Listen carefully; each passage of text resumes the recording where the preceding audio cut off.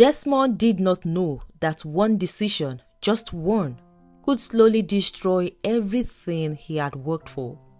It did not look dangerous at first. It looked like sacrifice. It looked like doing the right thing for God.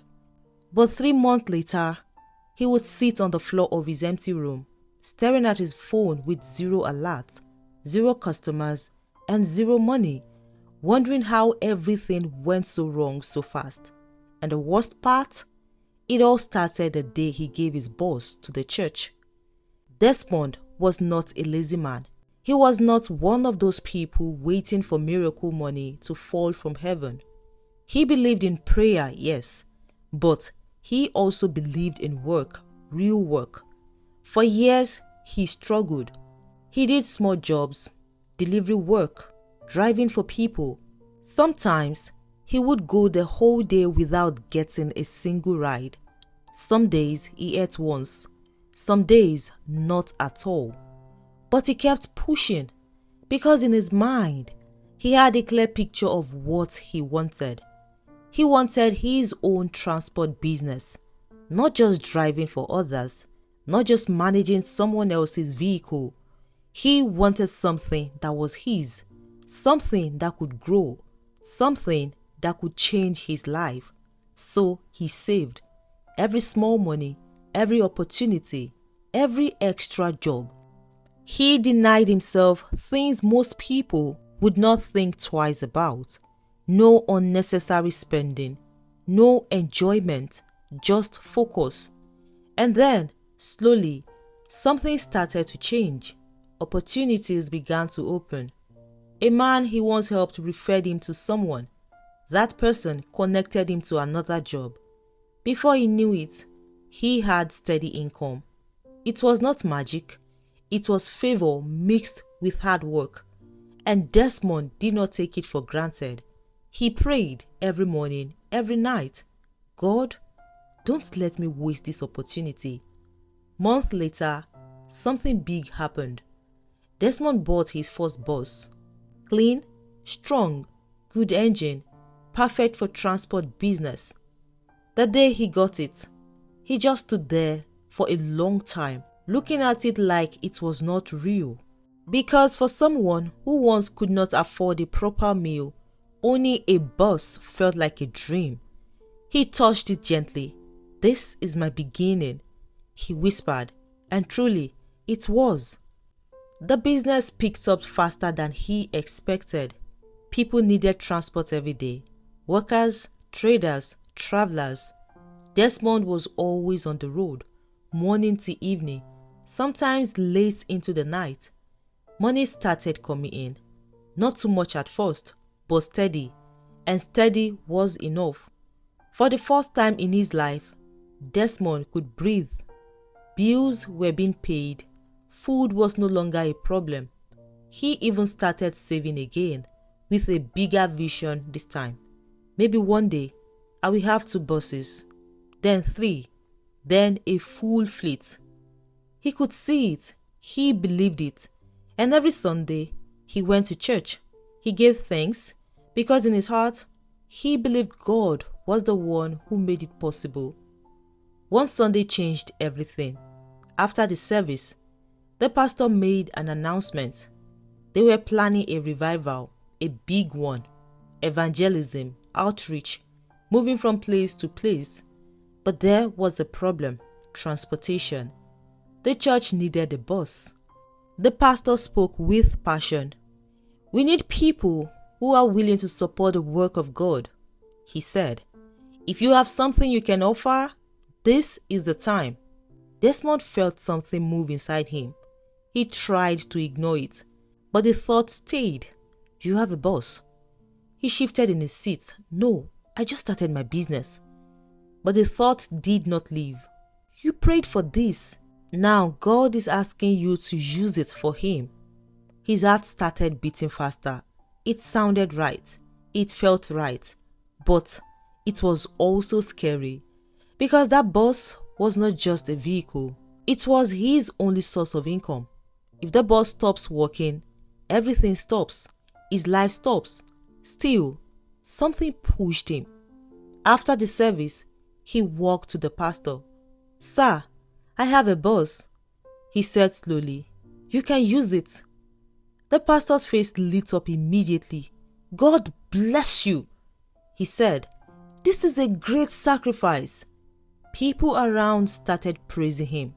"You are a true servant of God." Desmond smiled, but deep inside, there was a small voice asking a quiet question. "Are you sure about this?" He ignored it, because at that moment, it felt like he was doing something powerful, something spiritual, something that would bring even greater blessings. The church started using the bus immediately. Everywhere, morning evangelism, evening outreach, programs in different areas. The bus became the church's main vehicle. At first, Desmond was happy. Every time he saw pictures, heard testimonies, or watched people talking about the revival, his heart was full. "This is my boss doing this," he would think. "I am part of this." It made him feel important. It made him feel connected to something bigger. But slowly, reality started to show. 1 week passed, then 2, then 1 month. Desmond had not used his bus for business since he gave it out. No income, no daily earnings, nothing. He started using his small savings. "It's okay," he told himself. "It's for God." 2nd month came. Still no bus. Still no income. Now, his savings were reducing fast. Bills did not stop. Life did not pause. Things were getting tight. He started thinking, maybe I should ask for the bus back, just for some days. But every time he wanted to speak, something stopped him. What if they think I am selfish? What if they say I don't value God's work? So he stayed quiet. He kept waiting. 3rd month came. Now, things were bad, really bad. Desmond started skipping meals again. The same life he thought he had left behind was slowly returning. Hunger, stress, uncertainty. He would sit in his room sometimes, just staring at the wall. How did I go from progress to this? Still, he kept quiet until one day, he could not take it anymore. He went to meet the pastor. "Sir, I need my boss," he said carefully. "I want to start working again." The pastor nodded. Yes, I understand. We will release it soon." Desmond felt relieved, finally. But soon did not come. Next week, he went again. "Sir, the boss." "Yes, we just need it for 1 more program." Another week passed. Another excuse. Another delay. Each time, it was the same answer. "Next week." Just a little more time. God's work is still ongoing. Desmond started noticing something that did not sit well with him. The bus was no longer only used for church programs. He saw it one afternoon. The pastor's family inside the bus. They were going out, not for evangelism, not for church work, just a normal outing. Desmond stood there, watching quietly. His chest tightened. That is my boss. But he said nothing. Maybe it was just once. Maybe it was nothing. But then he saw it again and again. Now it was clear. The boss had become personal, not just for church, but for pastor's daily life. And Desmond, he was struggling to eat. 2 more months passed. 2 full months of asking. 2 full months of waiting. No boss, no business, no progress, only frustration. One morning, Desmond woke up and something inside him had changed. The patience was gone. The fear was gone. Even the hesitation was gone. He stood up, wore his clothes, and walked straight to the church. He went straight to the pastor. No greetings, no long talk. Just straight to the point. "Sir, I need my bus key." The pastor looked up slowly, surprised by his tone. "Desmond, calm down," he said. "What is the problem?" "My boss is the problem," Desmond replied. His voice was tight, controlled but heavy. That is my only source of income. I released it because you said it was for a program. I thought it was for a few days, not months." The pastor leaned back, folding his arms like someone about to teach. "My son, you need to understand something," he said. "The work of God is still ongoing. Revival has not ended." Desmond shook his head. "Sir, I have waited 3 months, then 2 more months of asking. I can't continue like this. I need my boss." The pastor sighed, then started quoting scriptures. "Remember what the Bible says," he began. "Give, and it shall be given unto you." When you sow into God's work, you don't rush to take it back. Desmond's jaw tightened. "I didn't sow my business," he said. "I only helped." "But this is not just help," the pastor replied quickly. "This is sacrifice, and sacrifice is not convenient. God is still using this boss." Desmond's patience snapped. "Sir, God is not the one driving that bus to carry your family around," he said before he could stop himself. The room went still. That statement landed hard. The pastor's face changed immediately. "Watch your tone, young man," he said sharply. But Desmond was no longer holding back. "I have been watching my tone for 5 months," he replied. "While I can't eat, while my business is dying, I need my key." The pastor stood up now. "Desmond, you are making a mistake," he said, his voice deeper, firmer. "Don't let the devil push you to take back what you have given to God." Desmond laughed, a dry, tired laugh. "The devil didn't give me that boss," he said. "I worked for it." Silence. For a few seconds, nobody spoke. Then Desmond's eyes moved, and he saw it, the key, right there, on the pastor's table. Something inside him rose immediately. Before anyone could react, he stepped forward, picked it up, tight, firm, like someone reclaiming something stolen. "Desmond!" the pastor shouted, but it was too late. Desmond was already turning away. "I have waited enough," he said without looking back. "This ends today." He walked out.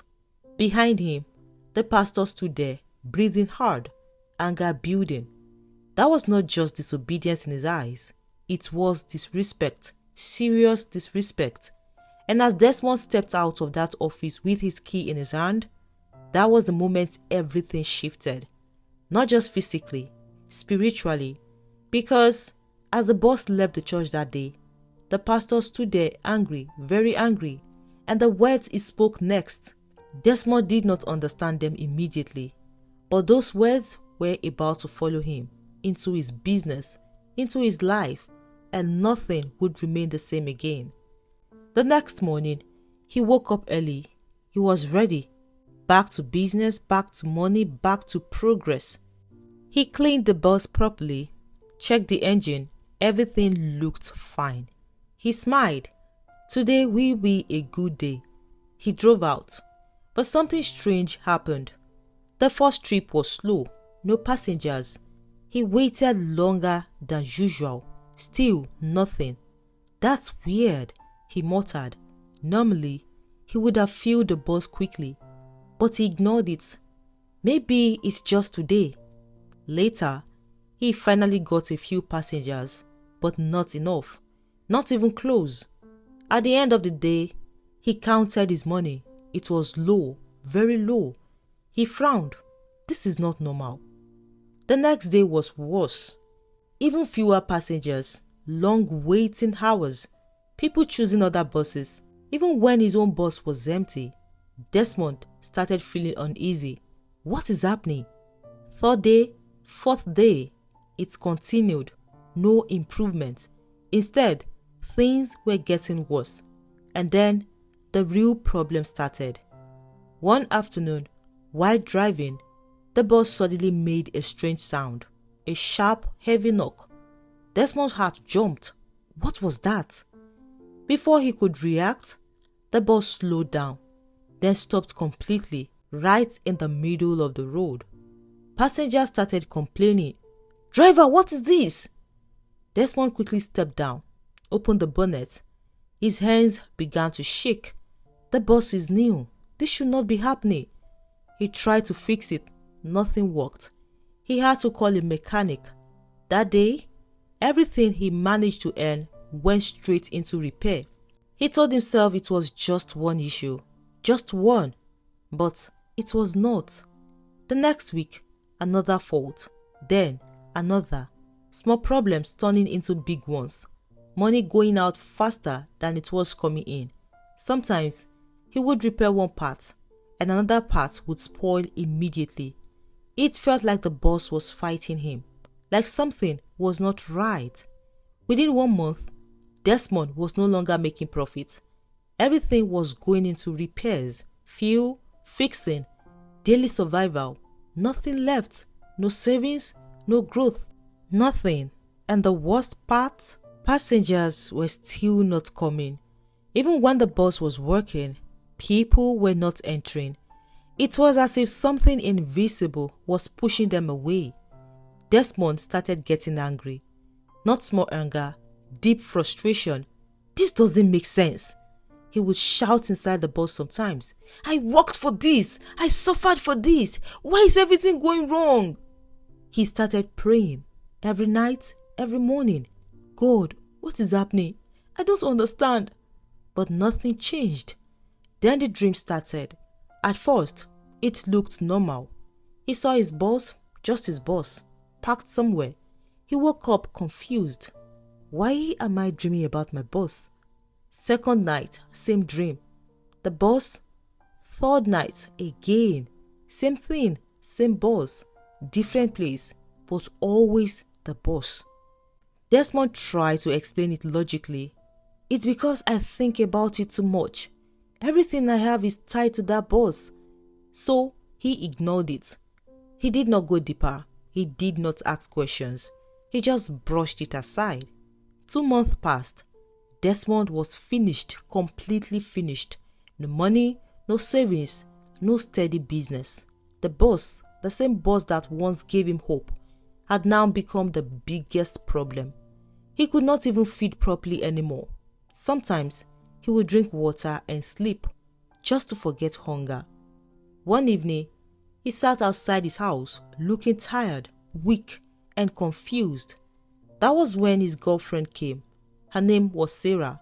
She looked at him carefully. This is not normal, she said. Desmond sighed.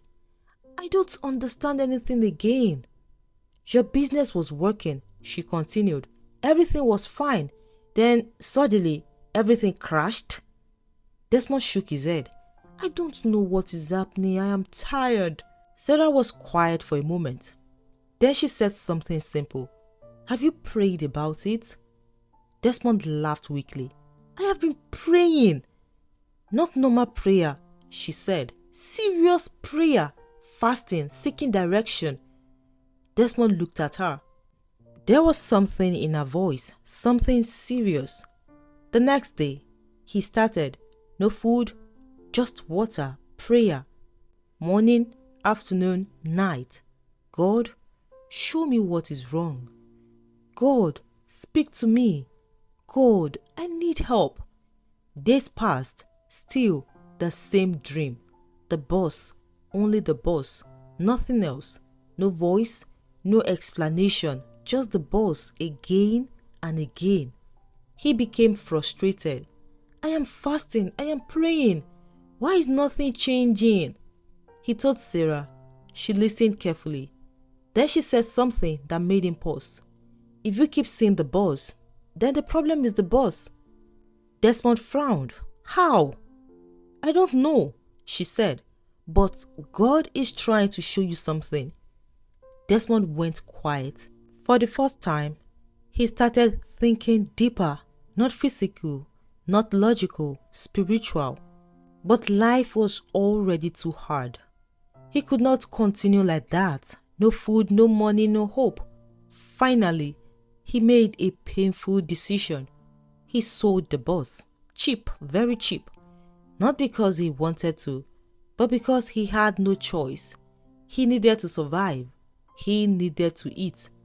When the buyer took the boss away, Desmond stood there watching it go. That same boss. the one that brought him joy, gone just like that. That night, Desmond prayed like never before. Not routine prayer, not calm prayer, desperate prayer. God, I don't understand anything. What did I do wrong? Why is my life like this? Please, show me. He cried, he sang, he shouted. He stayed there for hours until he became weak and slept. That was the night everything changed. In his dream, he saw it clearly. Not just the bus this time, but the moment, the exact moment. The day he took the bus from the church, he saw the pastor again, standing there, angry, speaking. This time, Desmond could hear the words clearly. You will not succeed in life. Since you succeeded in disrespecting me because of your boss, success will be far from you. Everything you do will fail. Desmond woke up suddenly, sweating, heart beating fast. His eyes were wide open. Now he understood. It was not just business. It was not just bad luck.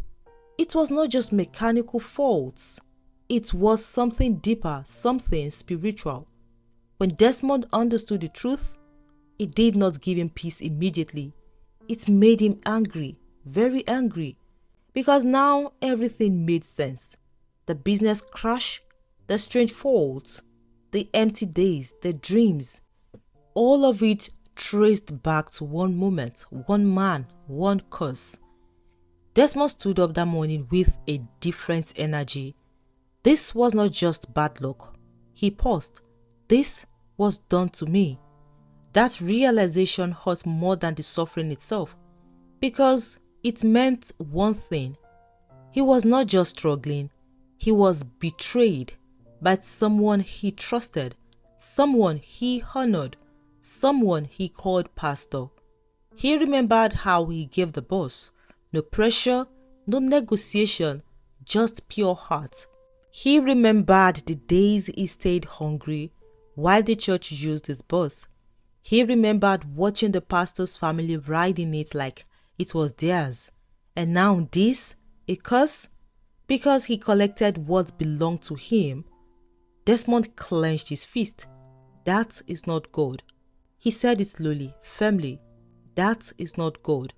That day, his prayer changed completely. No more begging, no more confusion. This time, it was war. Every word spoken against my life, I cancel it now. No weapon formed against me shall prosper. I have been redeemed from the curse. You will not use my destiny to prove a point. He prayed like someone who had finally woken up, with force, with authority. The first few days, nothing changed. Same struggle, same empty pocket, same uncertainty.